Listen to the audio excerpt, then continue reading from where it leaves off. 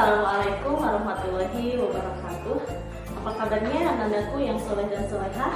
Semoga di rumahnya masing-masing hari ini dalam keadaan sehat walafiat ya. Semoga Allah Subhanahu wa taala senantiasa melindungi kita semua. Amin ya rabbal alamin. Anak-anakku yang soleh dan solehah, gimana nih pagi ini? Sholat duhanya sudah dilaksanakan belum? Kalau yang belum, silahkan ya sebelum aktivitas laksanakan dulu sholat duhanya dan jangan lupa juga untuk tilawahnya. Anak-anakku yang soleh dan solehah, pada kesempatan ini bertemu lagi dengan Ibu Nurani Jamilah ya. Pada kesempatan ini kita masuk ke tema 2 ya. Tema 2 subtema 3. Tapi sebelum Ibu menyampaikan materi, kita ice breaking dulu ya. Oke, kita ice breaking dulu. Mohon anak-anakku yang soleh dan solehah lihat gerakannya dan silahkan kalian boleh ikuti di rumah ya. Oke, yang pertama tidak banyak-banyak ya gerakannya. Yang pertama, tangan kanannya perlihatkan jari jempolnya ya. Jari jempolnya perlihatkan. Kemudian tangan kiri kelingkingnya. Nah, setelah diperlihatkan, kemudian silahkan gerakan ke kanan. Gerakan ke kanan seperti ini, diayun ya. Nah, untuk gerakan yang kedua, sebaliknya atau menggunakan arah kiri. Ya, berarti tangan kiri perlihatkan jempolnya, kemudian tangan kanan kelingkingnya. Sama diayun ke kiri. Ya, diayun. Nah, silahkan dicoba. Ya, dicoba. Nanti kalian kalau punya musiknya, ya, musik senam otak silahkan boleh kalian lakukan. Yang diayun kanan kiri, kanan kiri, kanan kiri, kanan kiri.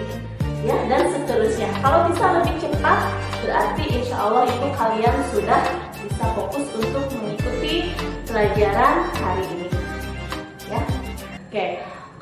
Anakku yang soleh dan solehah, pada tema 2 ini, ya subtema 3 itu tentang bersatu kita teguh. Ya, sebagaimana dijelaskan di dalam Al-Quran surat Al-Imran ayat 103. Dan berpegang teguhlah kalian pada tali agama Allah seraya berjamaah. Janganlah bercerai-berai dan ingatlah nikmat Tuhan Allah yang telah diberikan kepadamu ketika dahulu pada zaman jahiliyah bermusuhan. Lalu Allah mempersatukan hatimu sehingga atas karunia-Nya Allah melindungi kita semua sehingga kalian semua bersaudara. Nah, berdasarkan firman Allah tersebut jelas ya bahwa persatuan dan kesatuan itu adalah tanggung jawab kita bersama. Ya, tanggung jawab sebagai rakyat warga negara Indonesia.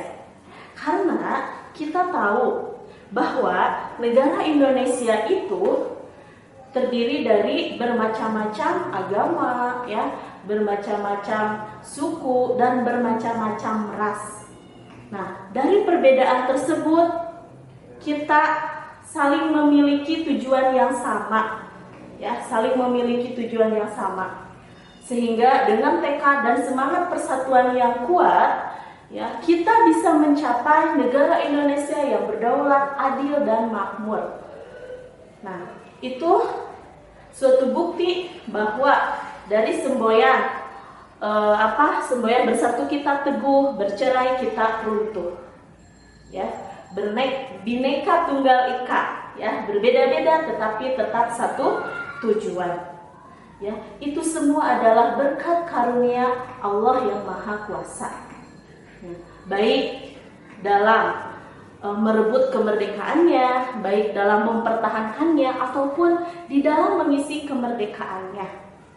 Dan alhamdulillah kini tiba waktunya pada tonggak sejarah kemerdekaan bangsa Indonesia, ya, yaitu dengan ditandai adanya pembacaan teks apa? Teks proklamasi, ya, dengan ditandai pembacaan teks proklamasi. Nah, teks proklamasi ini apakah sudah ada dari sejak zaman dulu? Tidak, ya, tentu tidak. Teks proklamasi ini tentu dirumuskan terlebih dahulu. Siapa perumus teks proklamasi? Coba ada yang tahu?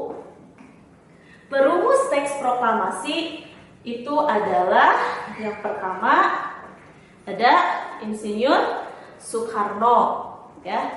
Yang kedua ada Muhammad Hatta. Nah, yang ketiga adalah Ahmad Subarjo. Nah, itu adalah 3 tokoh yang merumuskan teks Pancasila. Tetapi di situ diikuti juga dengan tokoh yang lainnya. Tapi yang paling utama berperannya itu adalah 3 tokoh tersebut. Kemudian, di manakah tempat perumusan teks proklamasi tersebut dilaksanakan? Ayo, di mana? Tempat perumusan teks proklamasi dilaksanakan itu adalah di kediaman Laksamana Maeda, Jalan Imam Bonjol nomor 1. Ya, itu tempat perumusannya. Nah, ketika perumusan tersebut, teks proklamasi ditulis tangan oleh Insinyur Soekarno. Nah, kemudian teks tersebut ditandatangani, ya, atas nama bangsa Indonesia, ya, ditandatangani atas nama bangsa Indonesia. Nah, teks proklamasi tersebut setelah disusun kemudian dirapihkan, ya, dirapihkan. Siapa yang merapihkan teks tersebut dengan cara diketik, ya, yaitu oleh Saudara Sayuti Melik, ya. Yang bertugas merapihkan mengetik teks proklamasi tersebut adalah Sayuti Melik.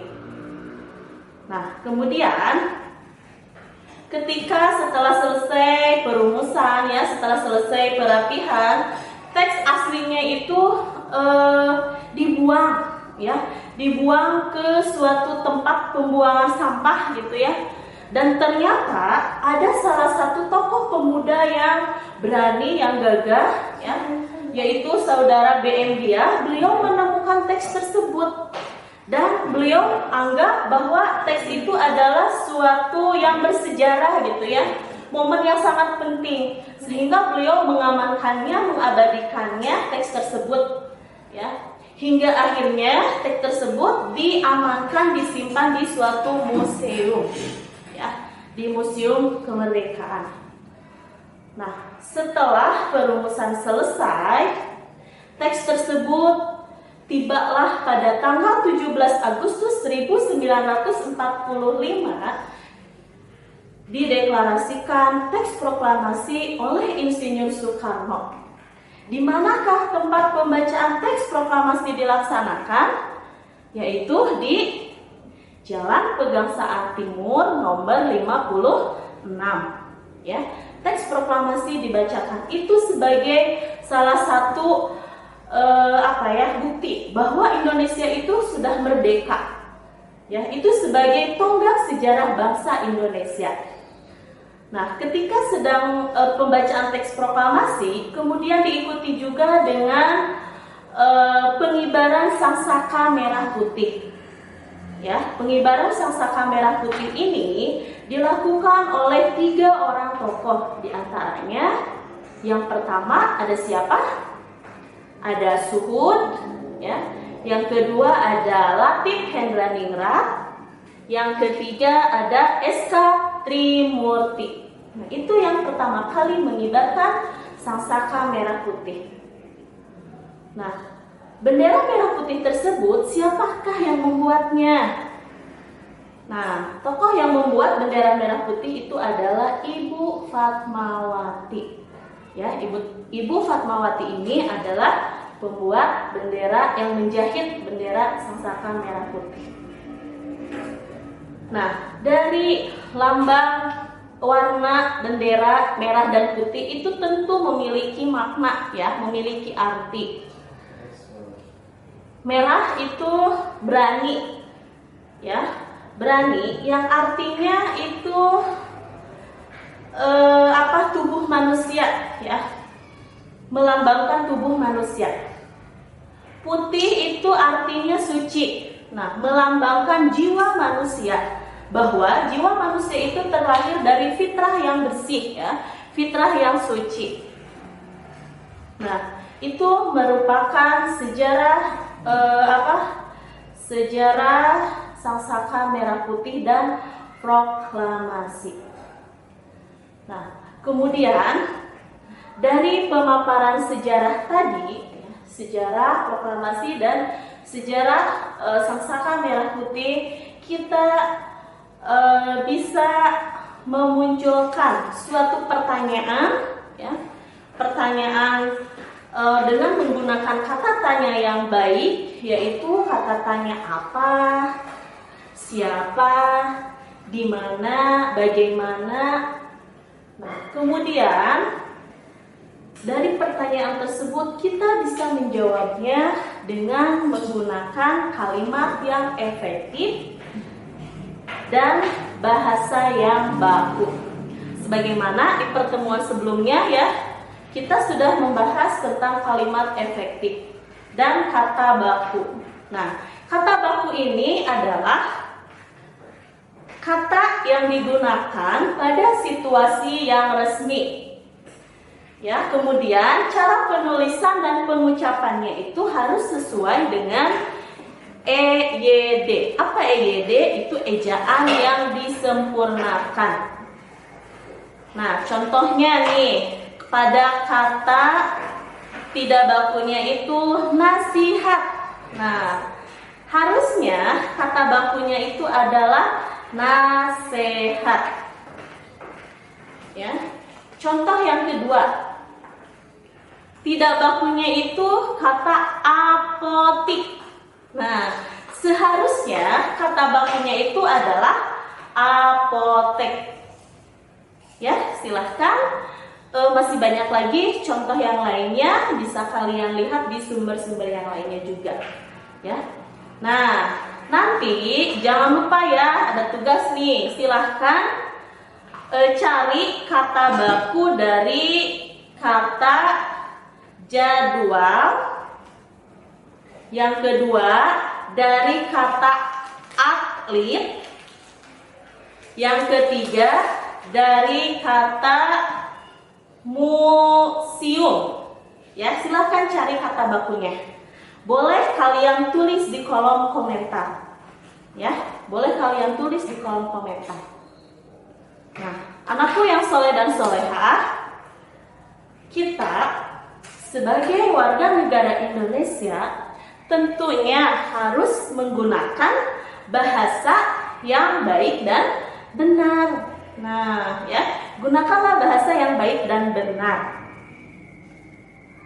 Kemudian, selain menggunakan bahasa yang baik dan benar, kita senantiasa diperintahkan ya, dianjurkan untuk menjaga lingkungan dengan cara menanam tanaman yang bermanfaat bagi manusia ya, bermanfaat bagi manusia dan juga lingkungan sekitar.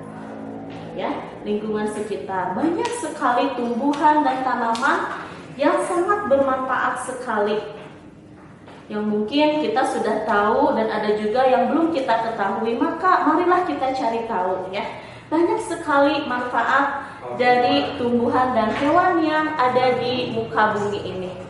Karena tentu Allah menciptakan kita semua dengan berbagai rezekinya. Nah, contohnya ada tanaman beluntas. Nih, Ibu punya ya. Ini adalah tanaman beluntas. Nih, ya. Tanaman beluntas ini adalah tanaman yang tumbuh di semak. Ya, ini tanaman semak. Nih, beluntas ya. Nah, beluntas ini tumbuh di tempat yang kering. Ya, beluntas ini tumbuh di tempat yang kering. Nah, beluntas ini memiliki cabang yang banyak. Kemudian memiliki bulu yang halus. Nah, beluntas ini memiliki ciri khusus ya, dia tingginya mencapai 3 meter ya, sehingga tanaman beluntas ini biasanya digunakan sebagai tanaman hidup, pagar hidup ya, sebagai pagar hidup biasanya karena memiliki tumbuhan yang tinggi ya, 3 meter tingginya itu. Nah, selain itu tanaman beluntas ini juga berfungsi sebagai obat ya. Obat apa? Yaitu obat rahim ya, dengan cara direbus. Nah, kemudian selain tanaman beluntas juga tumbuhan itu memiliki kegunaan. Tumbuhan memiliki kegunaan. Ya. Kegunaan tumbuhan. Bisa kita lihat ya di sini. Kegunaan tumbuhan bagi kehidupan manusia dan lingkungan. Ya, kegunaan tumbuhan bagi kehidupan manusia dan lingkungan itu sangat banyak sekali. Ya, pertama sebagai bahan pangan. Ya, bahan pangan itu adalah makanan yang sering kita konsumsi. Ya, dari tumbuhan baik itu diambil batangnya, seperti tumbuhan tebu. Ya, diambil batangnya. Kemudian tumbuhan daun singkong. Nih ya, ibu punya daun singkong. Nah, ini daun singkong, daunnya bisa dimanfaatkan sebagai makanan. Kemudian dari bijinya ya, seperti biji nangka tuh ya, bisa direbus dan bisa kita makan. Kemudian dari buahnya udah jelas ya, itu sangat bermanfaat sekali. Kemudian bahan sandang, ya, bahan sandang itu pakaian seperti serat serat kapas ya. Serat kapas itu bisa digunakan untuk bahan dasar kain katun, ya, serat kapas.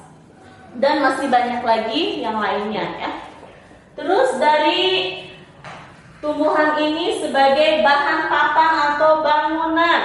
Ya, seperti pohon jati, ya, pohon kelapa, ya, meranti dan yang lainnya bisa digunakan sebagai bahan bangunan.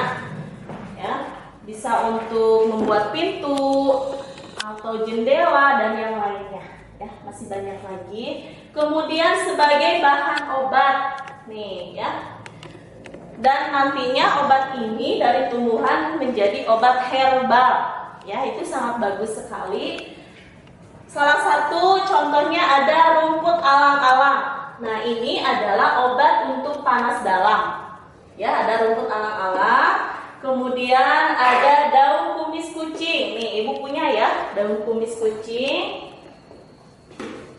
Nah, ini ya, kumis kucing. Seperti ini, maaf ya agak layu. Daun kumis kucing. Nah, ini bermanfaat untuk mengobati sakit ginjal. Insya Allah ya, ini sebagai ikhtiar kita.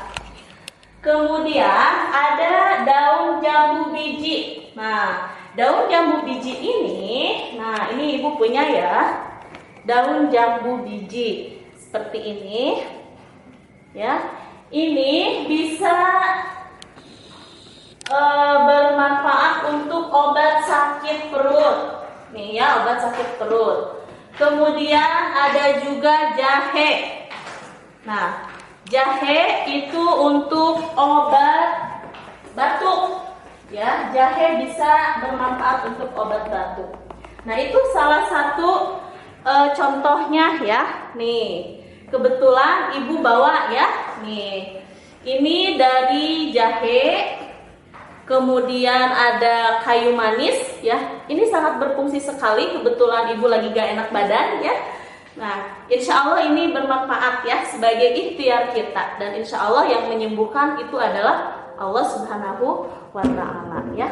Jadi sangat banyak sekali manfaatnya dari tumbuhan yang ada di sekitar kita.